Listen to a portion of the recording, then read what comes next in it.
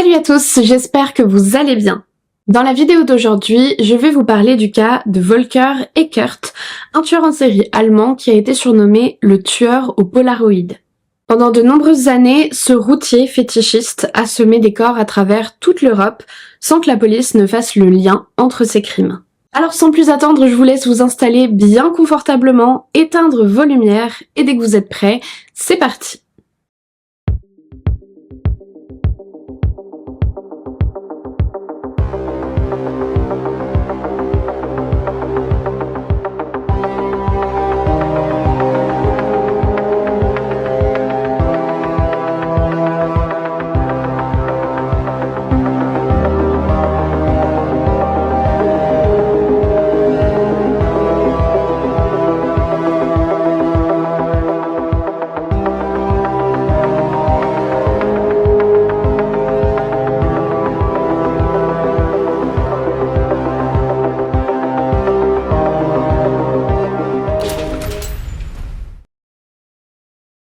Nous sommes le 2 octobre 2006 à Reims. Agnieszka Boss, une Polonaise de 28 ans, se prépare à sortir. Dans la chambre d'hôtel où elle habite, la jeune femme se maquille soigneusement et choisit la tenue qu'elle va porter ce jour-là. Elle quitte sa chambre et échange quelques mots avec sa logeuse avant de prendre la direction de l'axe routier où elle attend ses clients, au sud de Lens. Agnieszka pose un pot de fleurs sur la poubelle du parking, un code connu de ses clients réguliers qui signifie qu'elle est disponible. Elle sort alors son Walkman et met ses écouteurs, la musique l'aide à patienter entre deux clients et surtout à garder le sourire. Rapidement, un camion s'arrête, le conducteur baisse la vitre et échange quelques mots avec Agnieszka. La jeune femme monte sur le siège passager et le camion redémarre. Agnieszka ne le sait pas encore, mais elle vient de tomber dans le piège du redoutable tueur en série, Volker Eckert. Après plusieurs jours sans nouvelles, Rolande, la logeuse d'Agnieszka, s'inquiète. Quelque chose ne va pas, ce n'est pas dans les habitudes d'Agnieszka de découcher pendant plusieurs jours. Rolande a du mal à trouver le sommeil, elle guette le moindre bruit dans l'espoir que la jeune femme rentre enfin à la maison. Il faut dire que les deux femmes ont développé une relation plutôt complice au fil du temps. Il leur arrive souvent de discuter le soir et Agnieszka pense toujours à ramener un petit souvenir à Rolande quand elle rentre de ses séjours en Pologne. Elle décrit Agnieszka comme une femme douce, polie et surtout très discrète. Elle n'a jamais parlé de son métier ni de sa famille avec elle. Et même si Agnieszka a dit à Rolande qu'elle travaillait dans une ferme, la logeuse n'est pas dupe. Elle la voit partir tous les jours, coiffée, habillée et maquillée avec soin. Mais elle n'a rien à lui reprocher et la jeune femme paye son loyer à temps et ne ramène jamais de clients dans sa chambre. Rolande décide finalement d'aller au commissariat pour signaler sa disparition et les enquêteurs sont loin de se douter que ce signalement va les mettre sur la piste d'un criminel qui sème des corps à travers l'Europe depuis plus de 12 ans. Comme d'habitude, pour mieux comprendre la suite de l'histoire, je pense que c'est important que je vous parle un petit peu plus en détail du profil et du parcours de ce tueur en série. Volker Eckert est né le 1er juillet 1959 dans une Allemagne encore séparée par le mur de Berlin. Il grandit à Plauen en RDA avec ses deux frères et sœurs plus jeunes que lui. Sa mère est infirmière et son père peintre en bâtiment. C'est dans ce contexte un peu particulier et dans un pays complètement divisé que le jeune Volker évolue. Comme c'est souvent le cas, on connaît très peu de choses sur son enfance. On sait par contre qu'Eckert a mal supporté le divorce de ses parents et qu'il a eu pitié de son père qui avait été mis à la porte par sa mère. Pour lui, elle est entièrement responsable de l'absence de son père et il commence à développer de la rancœur envers cette femme. Il ne lui fait plus confiance et il l'aperçoit comme une personne cruelle. Alors qu'il est âgé de 9 ans à peine, Eckert vit son premier émoi sexuel. Il ressent une attirance irrésistible pour la poupée Barbie aux longs cheveux blonds de sa sœur. Il prend l'habitude de voler cette Barbie pour l'emmener dans sa chambre et se donner du plaisir en caressant les longs cheveux blonds de la poupée. Plus tard, alors qu'il est dans le grenier, Eckert trouve une ancienne perruque de sa mère qu'il caresse régulièrement pendant de longues heures. Sa puberté précoce le met plutôt mal à l'aise, il a honte de ses fantasmes fétichistes et n'ose en parler à personne. Au fil des ans, ses pulsions s'intensifient, les cheveux artificiels ne lui suffisent plus, il veut se masturber en caressant la chevelure d'une vraie femme. Mais dans sa tête, aucune femme n'accepterait qu'il lui caresse les cheveux, Ce qui est, on est bien d'accord, une pensée complètement dysfonctionnelle. Et Eckert va donc associer cette pulsion à un désir de violence et de soumission totale. Pour lui, la seule solution pour assouvir ses fantasmes, en fait, c'est que les femmes soient inconscientes, entièrement à sa merci. C'est donc véritablement à ce moment que débute sa perversion sexuelle. En mai 1974, le jeune Eckert a 14 ans et il passe de longues heures à admirer la longue chevelure châtain clair de sa camarade de classe, Sylvia Unterdorfel. La jeune fille habite dans un immeuble voisin de celui d'Eckert et les deux greniers sont liés par un passage commun à tous les bâtiments de la résidence. Alors un jour, Eckert passe par le grenier et va frapper chez Sylvia en prétextant qu'il a besoin d'aide pour ses devoirs. Sylvia lui ouvre et une fois dans sa chambre, il profite du fait qu'il soit seul pour céder à ses pulsions. Il étrangle la pauvre fille et lui caresse longuement les cheveux. Mais Sylvia n'est pas morte, elle est simplement inconsciente et Eckert sait qu'il risque d'être dénoncé par la jeune fille. Il prend donc un cordon de rideau qu'il utilise pour achever sa victime. Il maquille son terrible crime en attachant la corde à la poignée de la porte et les secours concluront à un suicide. Alors, ça peut paraître surprenant, mais il faut pas oublier le contexte de l'époque. Les forces de police ont très peu de moyens et le suicide est un sujet tabou en Allemagne de l'Est, tout simplement parce que le régime communiste n'accepte pas que les citoyens puissent être malheureux et encore moins au point de se donner la mort. D'une certaine manière, on est un peu face au parcours classique du tueur en série. Volker Eckert développe un sentiment de toute puissance parce qu'il a échappé à la police, ce qui signifie dans son esprit qu'il est plus malin que tout le monde. Sans parler du désir de vivre à nouveau les sensations que son premier meurtre lui a procurées, qui va le pousser à commettre d'autres crimes. Le meurtre de Sylvia Unterdorfel marque le début de sa carrière d'étrangleur et Eckert va agresser sexuellement un nombre impressionnant de femmes. Même si ça n'a pas pu être vérifié, il aurait avoué avoir attaqué environ 30 femmes en 13 ans. Il n'allait cependant pas jusqu'au meurtre et rendait simplement ses victimes inconscientes. Son mode opératoire est le même à chaque fois, il attend la nuit et attaque des femmes par derrière en les poussant à terre, puis en les étranglant afin de pouvoir caresser leurs cheveux. Par contre, il attend d'être chez lui pour se masturber en se remémorant la scène. En 1978, Eckert est placé en détention après avoir été surpris en train d'essayer d'étrangler une jeune femme dans les rues de Plauen. Il est inculpé pour agression sexuelle, mais il est libéré quelques mois plus tard.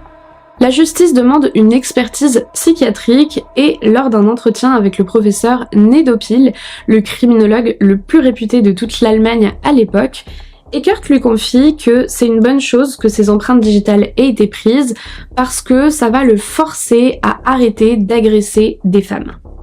Mais vous vous en doutez, ça n'a pas été le cas.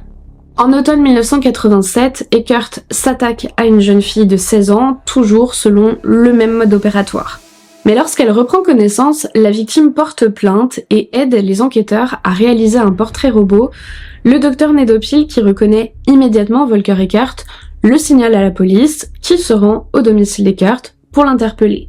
Sauf que le suspect n'a aucune intention de se laisser attraper aussi facilement et il tente le tout pour le tout, fuir vers l'Allemagne de l'Ouest.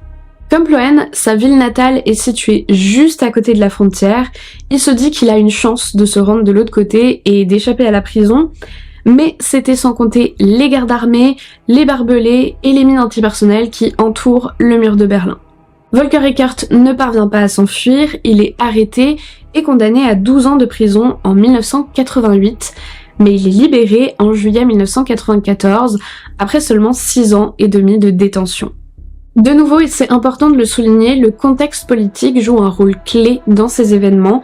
Après la chute du mur de Berlin en 1989, de nombreux détenus en Allemagne de l'Est sont considérés comme prisonniers politiques et leurs peines sont donc réduites. Et c'est ce qui s'est passé pour Volker Eckert. En fait, il semblerait que son dossier ait été égaré et il a été considéré comme un prisonnier du régime communiste, ce qui lui a permis d'être relâché avec un casier judiciaire vierge. C'est à ce moment-là qu'il déménage en ancienne RFA et choisit de devenir chauffeur routier parce qu'il sait que c'est le métier idéal pour satisfaire ses fantasmes les plus sombres. Il voyage à travers toute l'Europe, France, Espagne, Italie, Tchéquie, et il sème des cadavres sur son passage, partout, sauf en Allemagne, où il fait profil bas de peur d'être de nouveau attrapé.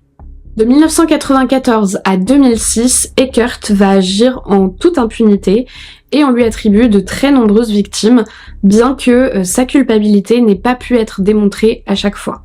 Mais revenons-en au mois d'octobre 2006 et à la disparition d'Agnieszka Boss. Les policiers qui connaissent la jeune femme se doutent qu'il lui est arrivé quelque chose de grave. C'est pas un secret, les travailleuses du sexe sont particulièrement vulnérables et elles sont bien plus susceptibles de se faire agresser. Il passe donc la zone de sa disparition au peigne fin dans l'espoir de retrouver une trace d'Agnieszka, mais sans succès, la jeune femme reste introuvable. Jusqu'au 8 novembre 2006, dans le département de la Marne, où un routier fait une terrible découverte. Là, dans un fossé, au bord de la route, il aperçoit un corps complètement dénudé. Il se précipite à la gendarmerie pour les informer qu'il y a un corps dans le fossé, et les enquêteurs se rendent rapidement sur les lieux, mais à cause d'une erreur d'interprétation, ils repartent sans avoir découvert le corps. Pourquoi ? Tout simplement parce qu'ils ont compris qu'il y a un car dans le fossé, et quand ils sont allés inspecter le fossé en question, et qu'ils n'ont pas vu de car, ils sont repartis. 2 jours après, donc le 10 novembre 2006, le routier qui passe devant ce fameux fossé, presque tous les jours, décide de s'arrêter à nouveau. Et quand il voit que le corps y est toujours, vous imaginez bien qu'il est sidéré. Il a pourtant fait un signalement il y a 2 jours. Pourquoi le corps est encore là ? Les gendarmes comprennent enfin qu'ils se sont trompés, ils retournent sur les lieux et ils découvrent un corps en état de décomposition avancée. Il est même difficile de déterminer le sexe tellement il est en mauvais état. La victime, presque entièrement dénudée, gît sur le dos, les jambes écartées. Les enquêteurs de Reims font immédiatement le rapprochement avec la disparition d'Agnieszka. Le problème, c'est que, comme je vous l'ai dit, le corps est en très mauvais état, ce qui rend l'identification presque impossible. Il faut attendre l'autopsie pour confirmer qu'il s'agit bien d'Agnieszka Boss, mais là encore, les enquêteurs se heurtent à un obstacle. Le médecin légiste est formel, la victime n'est pas Agnieszka. Ni la taille, ni la description ne correspondent. Cette erreur, évidemment très grave, peut être due à un manque de professionnalisme du médecin légiste, mais aussi à la description erronée qui avait été donnée d'Agnieszka au moment de sa disparition. Toujours est-il que le corps n'est pas identifié, et pourtant il s'agit bel et bien de celui d'Agnieszka Boss, mais ça, les enquêteurs ne l'apprendront qu'au moment de l'arrestation de Volker Eckert, qui a aussi lieu en novembre 2006, donc finalement très peu de temps après le meurtre de la jeune Polonaise. À ce moment-là, le routier sillonne les routes de la Catalogne lorsqu'il repère une jolie brune aux cheveux longs, Miglena Petrova. Il l'aborde et la jeune femme accepte de monter dans son camion. Comme à son horrible habitude, Eckert se jette sur sa passagère et l'étrangle, puis reprend la route avec le corps dans la couchette de son poids lourd. Il attend qu'il fasse nuit et abandonne le corps dans un parking. La Bulgare de 20 ans sera sa dernière victime. Grâce aux images de vidéosurveillance du parking, la police espagnole identifie le véhicule du tueur, ce qui conduit à l'arrestation de Volker Eckert en Allemagne le 17 novembre 2006. Lorsqu'il est interpellé, il demande à l'enquêteur chargé de son interrogatoire d'aller chercher ses médicaments pour la migraine qui sont dans son camion. Et en cherchant dans la boîte de médicaments, un policier tombe sur des polaroïds atroces. Les photographies sont celles des victimes d'Eckert. Pour les enquêteurs, il s'agit en fait d'aveux indirects. Volker Eckert savait très bien que ces clichés allaient être découverts pendant la fouille de son camion, et on pense qu'il aurait fait ça volontairement. Il avoue très facilement et avec un plaisir manifeste 6 meurtres, dont celui de la jeune Agnieszka Boss. Et au cours d'un des interrogatoires, il aurait même demandé au commissaire « Vous croyez vraiment que je suis un monstre ?»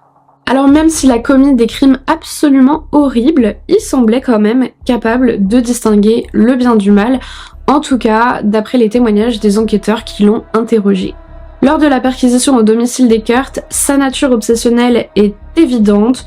Tout est classé et méticuleusement étiqueté, y compris les nombreuses possessions de ses victimes qu'il a gardées comme trophées. Il utilisait d'ailleurs les vêtements de ses victimes pour habiller sa poupée gonflable et revivre les meurtres. Il avait aussi pour habitude d'annoter les photos de ses victimes et de donner certains détails sur les circonstances de leur mort. Sur les clichés d'Agnieszka par exemple, on peut lire des phrases comme « C'est ce qui arrive avec les prostituées avides d'argent » ou encore « Cette prostituée voulait 80 €, là je lui enfonce mon pouce dans son tendre cou de prostituée ». Ces propos illustrent bien tout le mépris qu'Eckert avait pour les travailleuses du sexe et qui se ressentait aussi dans la manière dont il abandonnait les corps. Ses victimes, je vous l'ai dit, étaient dénudées, placées dans une position humiliante, les jambes écartées. Cette mise en scène, elle montre un véritable désir de salir leur mémoire, et c'est d'ailleurs intéressant de noter que sa dernière victime, Miglena Petrova, avait été laissée en position fétale parce qu'elle l'avait émue et attendrie. La jeune femme n'était en réalité pas vraiment une travailleuse du sexe et elle avait accepté d'aller avec lui parce qu'elle était vraiment en manque d'argent. Et bon, vous avez l'habitude, mais ces comportements traduisent une hiérarchisation de la valeur des autres en fonction de leur statut social et de leur travail. Alors typiquement pour Volker Eckert, comme pour beaucoup d'autres tueurs en série, les travailleuses du sexe sont perçues comme des sous-êtres qui ne méritent pas le respect. Je vous en ai déjà parlé, mais ça fait directement penser au complexe de la madone et de la putain, qui traduit une vision hyper binaire et misogyne. Les femmes de nos sociétés se répartiraient en deux classes, celles qui sont pures, mariables, respectables et vierges ou presque, et d'un autre côté, celles qui sont dépravées, qui ont une vie sexuelle active et libre, et qui par extension ne pourraient pas être mères ni être présentées à la famille. Bref, ces représentations assez stéréotypées et peu réalistes qui reviennent surtout au contrôle du corps de la femme et de leur liberté. Bref, j'ai fait une petite digression, j'en reviens à notre affaire. Grâce au déclencheur automatique de son appareil, Eckert se photographiait aussi en train de se masturber sur le corps de ses victimes décédées. Ces photos, il les conservait chez lui, mais également dans son camion pour pouvoir assouvir ses pulsions entre deux crimes. Si on exclut son premier meurtre en 1974, le tueur au Polaroid a été actif pendant plus de 12 ans, de 1994 à 2006. Même s'il n'a avoué que 6 meurtres, il est soupçonné d'avoir fait bien plus de victimes, pas moins de 19 meurtres selon les enquêteurs. Des photos d'autres femmes qui n'ont malheureusement pas pu être identifiées ont en effet été découvertes chez lui. Volker Eckert est finalement incarcéré à la prison de Bayreuth en Allemagne, mais il refuse d'avouer d'autres crimes. Côté défense, sans surprise, ses avocats prévoient de plaider la pulsion sexuelle, mais pas seulement. Suite à un accident, Eckert se serait retrouvé avec des cicatrices au cerveau. Il s'interroge donc sur les conséquences de ces blessures. Pourraient-elles être la cause des pulsions sadiques de leurs clients ? Il demande une expertise neurologique dans le but de déterminer la nature exacte de ces blessures et surtout si elles pourraient éventuellement se soigner. Mais ni la fameuse expertise ni même le procès de Volker Eckert n'auront lieu. Le 1er juillet 2007, Eckert fête son 48e anniversaire derrière les barreaux, mais aucun membre de sa famille ne vient lui rendre visite. Il se sent abandonné et il se pend dans sa cellule à l'aide de ses draps, en emportant avec lui la vérité sur le nombre exact de femmes qu'il a assassinées. Le tueur a d'ailleurs utilisé le même nœud pour se pendre que celui qu'il utilisait pour étrangler certaines de ses victimes. La justice n'a d'autre choix que de classer l'affaire et le dossier Volker Eckert est officiellement fermé en décembre 2007. Depuis tout ça, ni ses proches, ni même les personnes qui ont côtoyé le redoutable tueur en série n'ont souhaité s'exprimer sur le sujet et on peut pas vraiment leur en vouloir. Une de ses anciennes voisines a tout de même déclaré au sujet des victimes d'Eckert: « Pour moi, quand une femme fait un tel métier, elle doit s'attendre à finir comme ça. » Des propos qui se passent de commentaires, je pense. Avant de terminer cette vidéo, j'aimerais revenir avec vous sur quelques points, notamment sur le sadisme sexuel et les paraphilies. Je l'ai déjà évoqué, mais Volker Eckert était un sadique sexuel avec une sexualité déviante et une paraphilie bien identifiée, la trichophilie. Vous le savez peut-être déjà, mais je vais quand même rapidement rappeler ce qu'est une paraphilie. En fait, c'est un fantasme ou un comportement sexuel fréquent et intense qui porte soit sur des objets inanimés, la souffrance de soi ou d'une autre personne, ou des enfants ou autres personnes non consentantes. En vrai, dans les paraphilies, il y a plein de choses qui ne sont pas du tout graves, et c'est pas parce que le DSM définit une préférence sexuelle comme une paraphilie que c'est un problème. Là où ça pose souci, c'est évidemment lorsqu'il y a absence de consentement.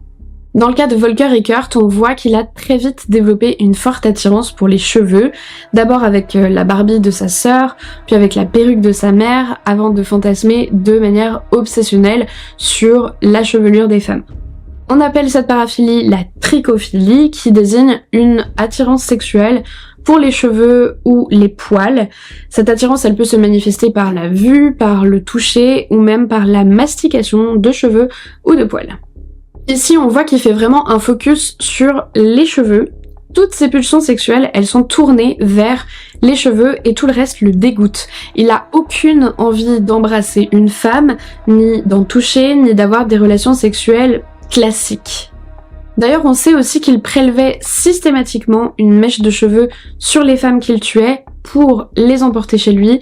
C'était très probablement des trophées qu'il utilisait par la suite pour revivre son excitation.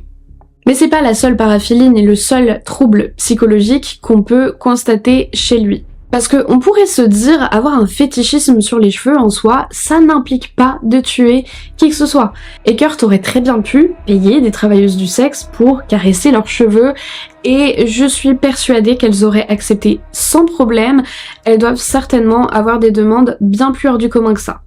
Donc, c'est aussi un homme qui prend un véritable plaisir à voir ses victimes mourir et souffrir. On est très clairement dans le cadre du sadisme sexuel. Volker Eckert était complètement obsédé par l'idée de tuer des femmes. Il s'est notamment confessé au professeur Nedopil. S'il s'était masturbé plus de 3 fois dans la même journée et que son obsession était toujours là, la prochaine femme qu'il rencontrerait serait une de ses victimes. Le fait qu'il mette en scène les corps de ses victimes, qu'il prenne des photos et qu'il les annote d'anecdotes glauques concernant leurs exécutions, tout ça ce sont des signes de la jouissance que lui apportait son pouvoir sur la vie de ces femmes. D'ailleurs, la strangulation, c'est pas anodin non plus, c'est une façon de tuer qui signifie beaucoup. Le docteur Nedopil, il interprète ça comme une volonté d'être au plus proche de son pouvoir de mort, de sentir la vie qui palpite puis qui s'échappe sous ses doigts. C'est une proximité qui montre le sadisme énorme du tueur. Voilà, on est arrivé au bout de cette vidéo. Avant de conclure, j'aimerais juste revenir à Rolande Champel, l'ancienne logeuse d'Agnieszka Bos. La pauvre femme a appris le meurtre d'Agnieszka en lisant la presse. Aujourd'hui, elle trouve du réconfort en pensant à la bienveillance d'Agnieszka et à l'impact positif qu'elle a eu sur toutes les personnes qui la côtoyaient. Quant aux 2 petites filles d'Agnieszka, restées en Pologne, elles ont malheureusement dû grandir sans leur mère. Et n'oublions pas non plus les victimes qui n'ont jamais pu être identifiées, dont le corps n'a peut-être même jamais été découvert. Ces femmes qui ont disparu sans que personne ne s'en inquiète. De nouveau, on le sait, certains profils de victimes intéressent moins les médias et la police et attirent beaucoup moins la sympathie de l'opinion publique. Les victimes d'Eckert étaient presque toutes des travailleuses du sexe étrangères, bref, des femmes très marginalisées, très éloignées de leur famille. C'est pour ça que je tenais à mettre ce point en avant dans cette vidéo. Merci à tous de m'avoir écouté jusqu'ici, j'espère que ce cas vous aura intéressé et que mon travail dessus vous aura appris des choses. Comme d'habitude, n'oubliez pas de me laisser un petit pouce en l'air et un commentaire et de vous abonner à ma chaîne si jamais c'est pas encore fait. Moi je vous dis à la semaine prochaine, je vous fais des gros bisous et en attendant comme d'habitude, n'oubliez surtout pas de rallumer vos lumières. But I won't be afraid of these cold lines on my face, for they may lead me to a better place. Will you remember what I've done? Will you remember